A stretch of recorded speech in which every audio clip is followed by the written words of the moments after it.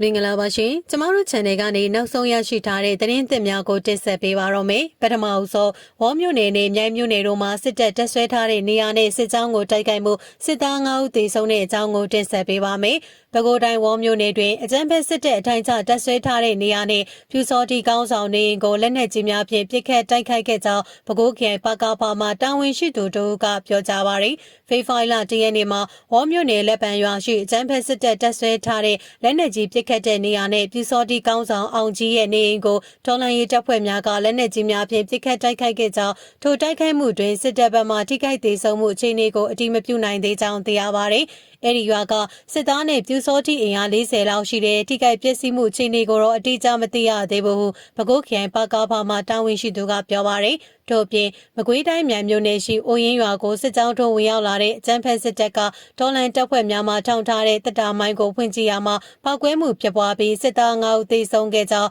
အိပလက်အညာမြေစစ်စင်ရေးအဖွဲ့ကထုတ်ပြန်ထားပါရယ်ဇန်နဝါရီလ31ရက်နေ့မှာမြိုင်မြို့နယ်အိုရင်းရွာကိုစစ်ကြောင်းထုံဝင်ရောက်လာတဲ့အကြမ်းဖက်စစ်တပ်ဟာအိပလက်အညာမြေစစ်စင်ရေးအဖွဲ့ရဲ့တပ်စခန်းတစ်ခုကိုဝင်ရောက်စီးနင်းခဲ့ကြောင်းထို့သောဝင်ရောက်စီးနင်းစဉ်တော်လှန်ရေးတပ်ဖွဲ့များထောင်ထားတဲ့တပ်တာမိုင်းကိုဖွင့်ကြည့်ရမှာပောက်ကွဲမှုဖြစ်ပွားပြီးစစ်သား3ဦးဟာနေရာမှာပွဲချင်းပြီးသေဆုံးကကျန်2ဦးဟာအိုရင်းရွာထဲရောက်မှထပ်မံသေဆုံးသွားခဲ့ကြောင်းစစ်သား3ဦးမှလည်းပြင်းထန်ဒဏ်ရာရရှိခဲ့ကြောင်းသိရပါရယ်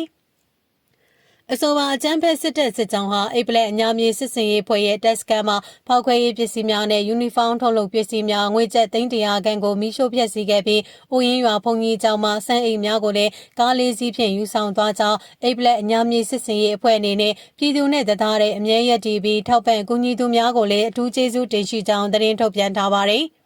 ဆက်လက်တင်ဆက်ပေးမယ့်သတင်းအကြောင်းကတော့ဝိုင်းမော်မြို့နယ်တွင်ရှိစစ်တပ်စခန်းလေးခုကို KIA နဲ့တော်လှန်ရေးပူးပေါင်းတပ်ဖွဲ့များတိုက်ခိုက်သိမ်းပိုက်တဲ့သတင်းကိုတင်ဆက်ပေးပါမယ်။ကချင်ပြည်နယ်ဝိုင်းမော်မြို့နယ်တွင်ရှိစစ်တပ်စခန်းလေးခုကို KIA နဲ့တော်လှန်ရေးတပ်ဖွဲ့များပူးပေါင်းတပ်ဖွဲ့များကဒီကနေ့တိုက်ခိုက်သိမ်းပိုက်နိုင်ခဲ့တယ်လို့ဒေသတွင်းသတင်းရင်းမြစ်စီကသိရပါဗျ။ဒီစခန်းများရှိရာဝိုင်းမော်မြို့တွင်ကနေရာတွေမှာစစ်ကော်မရှင်တပ်နဲ့ KIA ပူးပေါင်းတပ်တွေအပြန်အလှန်တိုက်ပွဲများဖြစ်ပွားနေကြတာဖြစ်ပြီးဒီမနက်မှာတော့ KIA ပူးပေါင်းတပ်တွေကတပြိုင်နက်ထိုးစစ်ဆင်တိုက်ခိုက်ကဝိုင်းမော်မြို့နယ်မိုင်းနာဒေသကစခန်းတစ်ခုနဲ့လူမြန်ရွာအနီးကတပ်စခန်းတစ်ခုကိုသိမ်းပိုက်နိုင်ခဲ့တာဖြစ်ကြောင်းသိရပါဗျ။ KIA ပူးပေါင်းတပ်တွေဒီကနေ့သိမ်းပိုက်ခဲ့တဲ့လူမြန်ရွာအနီးကစခန်းတွေကိုပြီးခဲ့တဲ့လပိုင်းတွင်နှစ်ဖက်တပ်များအပြင်းထန်အပြန်အလှန်သိမ်းဆည်းခဲ့ကြတာဖြစ်ပြီးဒီကနေ့မနက်မှာတော့ KIA ပူးပေါင်းတပ်တွေကထိုးစစ်ဆင်ပြန်လည်သိမ်းပိုက်နိုင်ခဲ့တာဖြစ်ပါတယ်။